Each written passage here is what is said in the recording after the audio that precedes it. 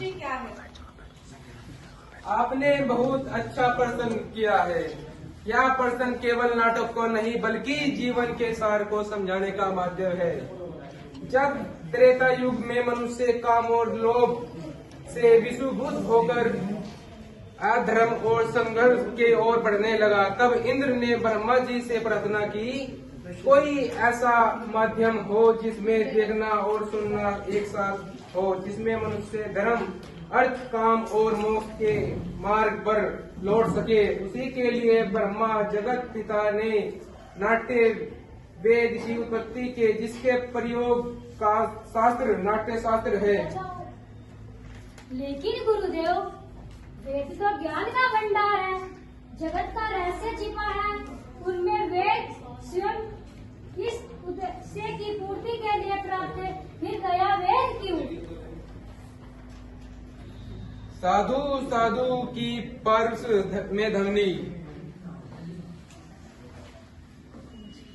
चारों वेदों के तत्व वो क्या गुरुदेव?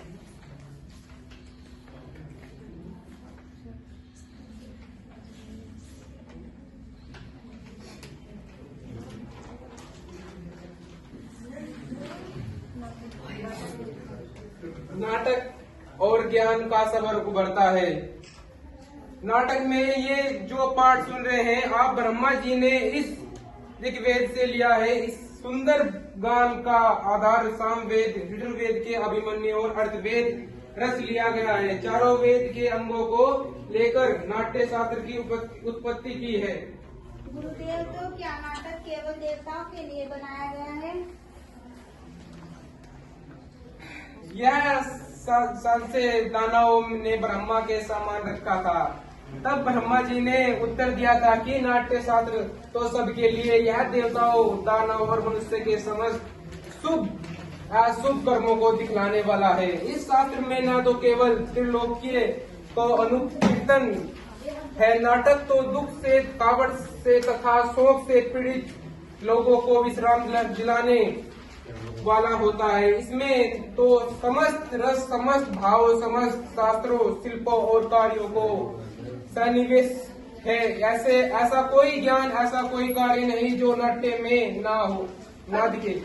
अद्भुत समस्त सृष्टि का समावेश, लौकिक और अलौकिक भी बहुधर्मी सारे प्राणियों के भाव की प्रतिनिधि कला है। हाँ ऋषिगण, नाट्य को समस्त कलाओं का उद्गम कह सकते हैं, या फिर यह कह सकते हैं समस्त कलाओं का संगम। मुनिवर, नाट्य कला तो अद्भुत कला है, इतना ही जरूरी है जितना जीवित रहने के लिए सांस लेना। फिर हमारा समाज इसे गंभीरता से क्यों नहीं लेता? कला कर्म को अनावश्यक, अनपेक्षित क्यों समझता है? हम तो कलाकार हैं, नीति के नित्य नहीं कला कर्म करना हमारा धर्म है। हमारे विषय में, हमारी कला के विषय में तो नीति नित्यों को विचार करना होगा, प्रयोग करना होगा, प्रयोग के साधन और अवसर उपलब्ध कराने होंगे। नाटक केवल कला नहीं, यह समाज का दर्पण है। यह मानवता को सत्य के मार्ग पर ले जाने का साधन है। रंगमंच जाति धर्म भौगोलिक सीमाओं से ऊपरे जाकर समग्रता में मानवीयता की बात करता है। आज भी रंगमंच समाज के विषयों में परिस्थितियों को दूर कर समाज में समता का भाव लेकर आता है। ये भाव निस्संदेह धरती की उत्तर बनाता है। निस्संदेह मुनिवर, कला में समाज को प्रश्नों का समाज होता है। इसी आशा और अपेक्षा के साथ कि समाज कला और कलाकारों को वो स्थान दे सके में अधिकारी हैं, मैंने नाट्य शास्त्र को पंचम वेद कहकर पुकारा है। ऋषिगण, मेरे रंग कर्मी पुत्र आपके स्वागत के लिए अपनी प्रस्तुति तैयार कर आपकी प्रतीक्षा कर रहे हैं। चलिए चलकर नाटक का आनंद लीजिए। वृद्धि हो इस समाज की, सभी की पूर्ण हो सृष्टि का आनंद ले, जब जगह सदा अनमोल हो, धरती सदा खुले भले, पर विमल आकाश हो, सज्जन रहे कि घर सदा सजन हो।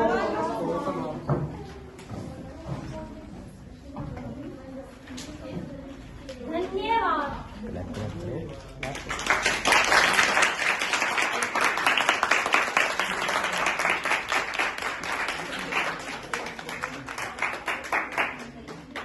Thank you. आ जाओ।